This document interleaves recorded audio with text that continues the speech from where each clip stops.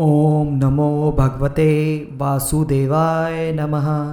हरे कृष्णा मित्रों, वैशाख मास के कृष्ण पक्ष में आने वाली एकादशी को वरुथनी एकादशी के नाम से जाना जाता है। जो व्यक्ति अपने जीवन में एक बार भी वरुथनी एकादशी का व्रत करता है वो सभी पापों से मुक्त हो जाता है। ऐसा व्यक्ति हमेशा प्रसन्न रहता है और उसे भगवान की कृपा से शुभ फलों की ही प्राप्ति होती है। वरुथनी एकादशी के दिन जरूरतमंदों को दान देने से कई वर्षों तक तप करने के बराबर फल प्राप्त होता है। चलिए आपको बताते हैं साल 2025 में वरुथनी एकादशी कब है, व्रत का पारण किस दिन किया जाएगा। मित्रों, इस पर वैशाख कृष्ण एकादशी तिथि प्रारंभ होगी 23 अप्रैल दिन बुधवार शाम 4:44 से और एकादशी की तिथि समाप्त होगी 24 अप्रैल गुरुवार को दोपहर 2:32 पर। ऐसे में इस पर वरुथनी एकादशी का व्रत केवल एक ही दिन यानी 24 अप्रैल दिन गुरुवार को रखा जाएगा। ध्यान रखिएगा, इस पर एकादशी का व्रत 2 दिन नहीं बल्कि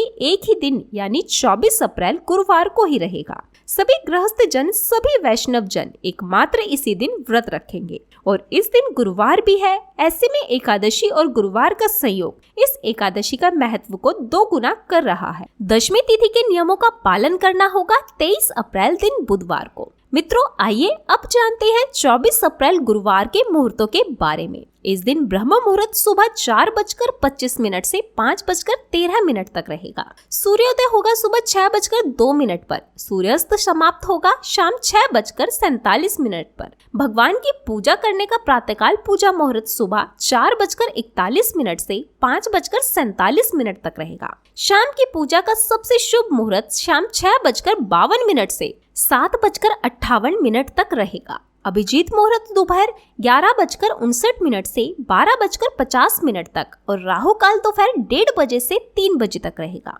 एकादशी के दिन शतभिषा नक्षत्र और पूर्वा भाद्रपद नक्षत्र का शुभ योग बन रहा है और इस दिन दोपहर 3:56 तक ब्रह्म योग भी रहेगा। उसके बाद में इंद्र योग प्रारंभ हो जाएगा। द्वादशी तिथि प्रारंभ होगी 24 अप्रैल दिन गुरुवार को दोपहर 2:33 से। इसी के साथ हरिवासर का समय भी शुरू हो जाएगा। द्वादशी तिथि समाप्त होगी 25 अप्रैल शुक्रवार को सुबह 11:44 पर। इसके बाद से त्रयोदशी तिथि प्रारंभ हो जाएगी और त्रयोदशी तिथि में भगवान शिव को समर्पित प्रदोष व्रत रखा जाता है। 25 अप्रैल शुक्रवार को सूर्य उदय होगा सुबह 6:01 पर। सूर्यास्त शाम 6:47 पर। ब्रह्म मुहूर्त सुबह 4:24 से 5:12 तक रहेगा।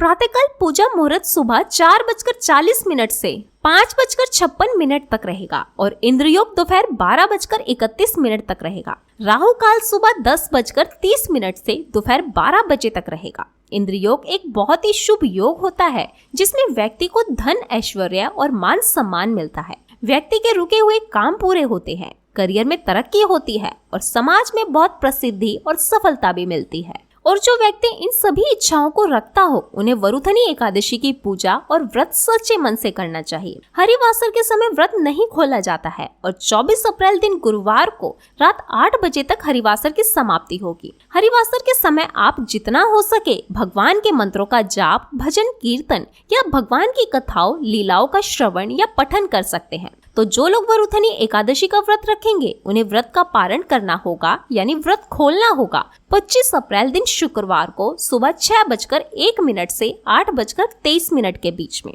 ध्यान रखिएगा, व्रत खोलने का यही शुभ मुहूर्त रहेगा यानी निर्धारित मुहूर्त के अंदर व्रत नहीं खोला जाता है तो ऐसा व्रत अपूर्ण माना जाता है। तो अब आइए आपको सुनाते हैं वरुथनी एकादशी की व्रत कथा, जिसे सुनने से होगी आपकी सभी इच्छाओं की पूर्ति और मिलेगा भगवान श्री हरि विष्णु और माँ लक्ष्मी जी का आशीर्वाद। एक बार युधिष्ठिर बोले, हे भगवान, मैं आपको नमस्कार करता हूँ। वैशाख मास के कृष्ण पक्ष की एकादशी का क्या नाम है, उसकी कथा क्या है तथा उसके करने से क्या फल प्राप्त होता है, आप विस्तार पूर्वक मुझसे कहिए। श्री कृष्ण कहने लगे, हे राजेश्वर, इस एकादशी का नाम वरुथनी है। ये सौभाग्य देने वाली, सब पापों को नष्ट करने वाली तथा अंत में मोक्ष देने वाली है। इस व्रत को यदि कोई अभागिन स्त्री करे तो उसको सौभाग्य मिलता है। इसी वरुथनी एकादशी के प्रभाव से राजा मांधाता स्वर्ग को गया था। वरुथनी एकादशी का फल 10,000 वर्ष तक तप करने के बराबर होता है। कुरुक्षेत्र में सूर्य ग्रहण के समय एक मन स्वर्ण दान करने से जो फल प्राप्त होता है,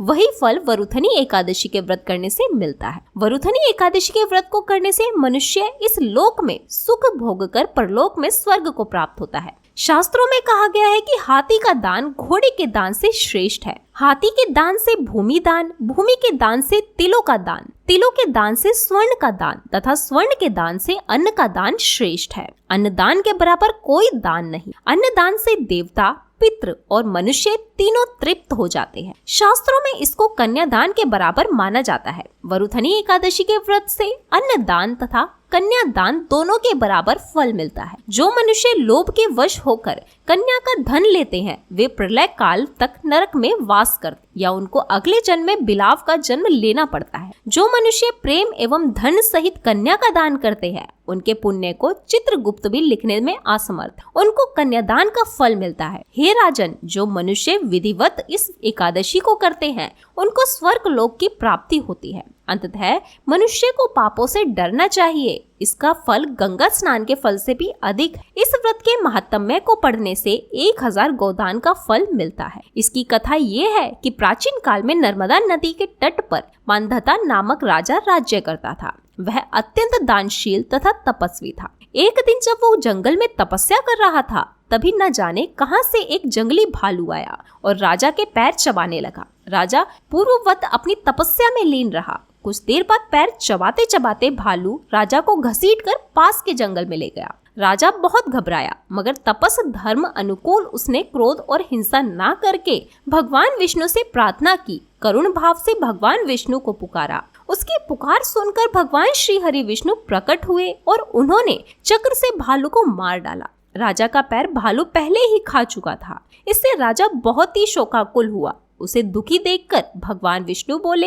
हे वत्स, शोक मत करो। तुम मथुरा जाओ और वरुथनी एकादशी का व्रत रखकर मेरी वराह अवतार मूर्ति की पूजा करो। उसके प्रभाव से पुनः सुदृढ़ अंगों वाले हो जाओगे। इस भालू ने तुम्हें जो काटा है, ये तुम्हारे पूर्व जन्म का अपराध था। भगवान की आज्ञा मानकर राजा मानधता ने मथुरा जाकर श्रद्धा पूर्वक वरुथनी एकादशी का व्रत किया। इसके प्रभाव से राजा शीघ्र ही पुनः सुंदर और संपूर्ण अंगों वाला हो गया। इसी एकादशी के प्रभाव से राजा मानधता स्वर्ग गया था। तो मित्रों, अगर आपको ये जानकारी अच्छी लगी हो तो वीडियो को लाइक करके हमारी चैनल पर आप इस दिन व्रत की कथा भी जरूर सुनिएगा। धन्यवाद।